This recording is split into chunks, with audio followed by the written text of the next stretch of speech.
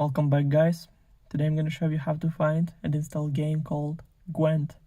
So first thing first, open App Store, click on the blue icon right here on your home screen. Then make sure that you log in on your Apple ID account. Then click on the search button right here. And in the search bar, type in GWENT and go search right here.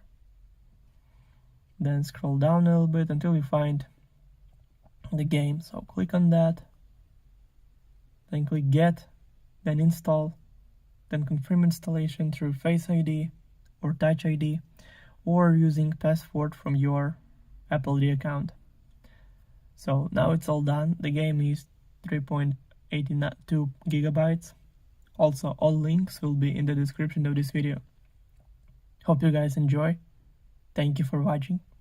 Please like and subscribe for more. Bye.